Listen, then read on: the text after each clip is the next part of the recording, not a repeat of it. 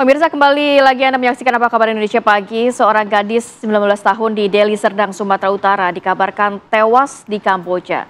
Sebelumnya gadis tersebut ini berpamitan kepada orang tuanya untuk wawancara kerja di sebuah bank di Kota Medan. Baik, untuk kita mendalami dan mengetahui peristiwa ini, saya ingin mengajak pemirsa pagi ini untuk mendengarkan ya penelusuran dari keluarga. Ya. Sudah bersama kita pada pagi hari ini ada Ibu Laniari Hasibuan, ibu kandung dari korban. Selamat pagi, Assalamualaikum Bu Laniari. Pagi Bu. Ya, selamat pagi Bu, selamat pagi Pak. Kami turut prihatin Bu atas kejadian ini Bu. Juga berduka ya, atas peristiwa yang Ibu alami ya Bu. Bu, boleh nggak kami Bu atau pemirsa juga diceritakan kembali Bu, ini kronologisnya seperti apa ini? Hari Selasa tanggal 27 anak saya pergi ikut interview Bank BCA dengan kawan-kawannya yang jumpa PKL di sekolahnya magang. Udah itu hari Selasa sore dia sudah pulang ke rumah. Waktu itu saya kerja membantu dokter yang baru habis bersalin kan. Jadi hari Rabunya saya nggak pergi kerja karena macam ada sesuatu saya tengok kan. Kenapa dia waktu saya telepon gurunya itu, kenapa gurunya pun macam nggak mau bekerja sama, macam ada sesuatu lah.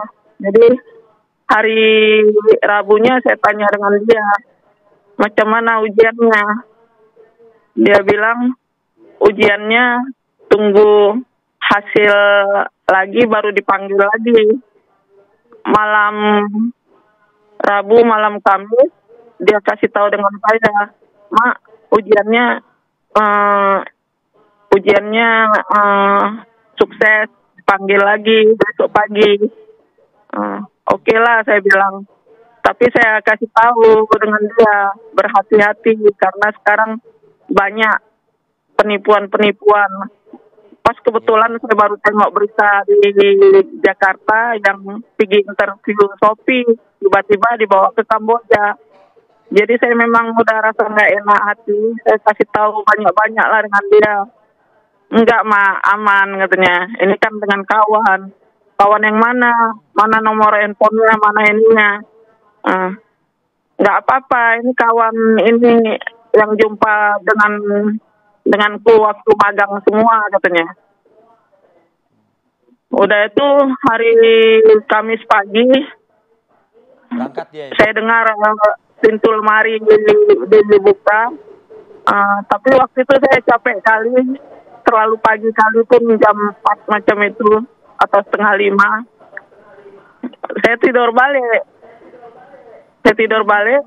Waktu bangun dalam jam setengah 6 saya tengok SMS di handphone, Mak, kunci tinggalkan di jendela katanya.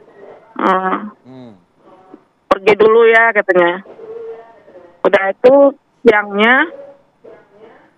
siangnya saya telepon dia, nggak ngangkat.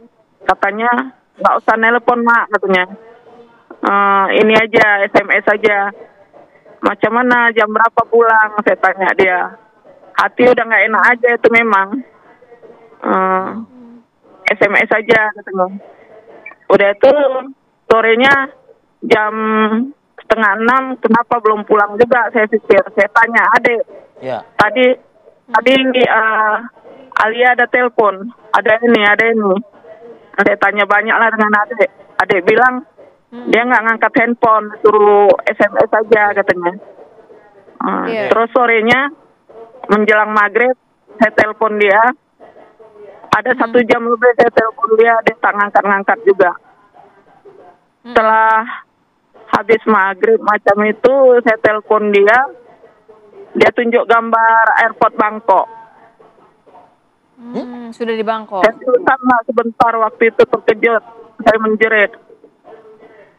Tetangga pun semua berdatangan waktu itu karena saya menjerit, kenapa sampai di Bangkok, ini ada di mana? Saya tanya dengan dia gitu. Pamitnya kan ke Medan ya Bu Laniari ya? Iya. Apa komunikasi Dan terakhir itu saat bilang di Bangkok? Apa yang waktu dikatakan? di Bangkok, dari Bangkok masih bisa komunikasi waktu dia di Bangkok. Di airport itu saya suruh dia lari juga, kan banyak polisi di airport, saya bilang. Enggak, Apa kata katanya anak kayak gitu. ibu Bu? Apa isi komunikasinya? Isi komunikasinya dengan kawan-kawan, tapi berubah-ubah. Kadang dengan kawan-kawan, kadang sendiri. Waktu dia di hotel Bangkok itu, ada suara perempuan juga di dalam hotel itu, bukan dia sendiri. Ada suara jadi ibu macam rame-rame perempuan. Oke. Handphone Setelah itu sempat ada komunikasi lagi. Ada komunikasi tapi terputus-putus, macam dia takut cakap gitu, macam sebentar dia berubah lagi gitu. Baik, Ibu, saat kemudian dikabarkan bahwa anak Ibu sudah meninggal dunia, itu bagaimana ceritanya? Siapa yang mengabarkan? Siapa yang mengabarkan? Yang mengabarkan itu ada warga negara England yang saya kenal waktu di Malaysia. Waktu saya kerja di Malaysia, tempat tinggal dia dekat dengan kerja saya. Jadi saya kenal dia di situ. Lama lah saya kenal dia, ada 4 tahun saya kenal dia. Dia yang Tapi mengabarkan. dia yang mengabarkan. Apa yang dikatakan waktu itu, Bu? Dia sebelum dia meninggal ada dia telepon saya, ada dia SMS saya juga. Dia keluar rumah katanya tanpa sepengetahuan dia. Pergi kemana? Saya bilang. Katanya nggak tahu. Dengan siapa? Nggak tahu. Apakah dia ada kenal orang-orang lain dekat situ? Nggak tahu katanya. Ibu, saat anak Ibu dikatakan meninggal dunia, mungkin ini boleh diceritakan sedikit. Apakah memang dalam kondisi yang utuh? Apa ada luka-luka di situ dalam tubuh anak Ibu? Yang dia kirim foto dengan saya cuma ditutupi kain biru itu, kain biru. Dia banyak mengirim foto waktu anak saya dirawat di rumah sakit itu 4 hari. Dia mengirim foto-foto dengan adik saya. Kondisinya gimana saat itu? Anak saya. Kondisi anak Ibu di rumah sakit itu seperti apa, Bu? Rumah sakit itu? Ya, kondisinya seperti apa di rumah sakit? Kondisinya macam-macam lah, foto yang dia kirim ada banyak, tapi dia kirim kepada adik saya. Ada luka-luka, Bu? Dari gambar foto itu ada luka-luka? Tak ada ditunjukkan luka, macam perutnya itu nggak ada ditunjukkan. Cuma ada pasang selang sana sini, pasang peralatan rumah sakit. Saya pun nggak berani tengok video dia. Oke. Ibu, keinginannya mungkin ya? Apa yang sudah Ibu Laniari lakukan, Bu, terkait hal ini, Bu? Saya sudah banyak lakukan dari mulai hari pertama berangkat dari dia. Hari pertama keberangkatan dia, saya banyak usahakan macam mana dia supaya pulang ke Medan ini. Tapi selalu gagal karena setiap saya bergerak macam ada dari melalui handphone dia itu selalu macam mengancam. Baik. Apa ancamannya, Bu? Ancamannya, ngapain pergi lapor sana sini katanya. Nanti kau yang kulaporkan dengan Pak Yuda. Pak Yuda itu waktu awal keberangkatan dia saya sudah lapor dengan Pak Yuda, Direktur Kementerian Luar Negeri. Harapan Ibu terakhir, Bu, ingin seperti apa? Dikembalikan jasad anak Ibu atau seperti apa?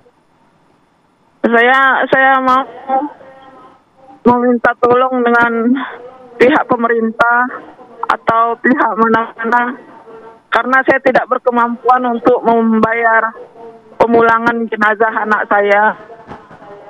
Saya berharap pihak pemerintah atau pihak lain yang berkenan membantu pemulangan jenazah anak saya secepatnya. Baik. Semoga harapannya Baik. dapat tercapai. Terima kasih banyak Ibu Laniari Hasibuan sudah berbagi informasi.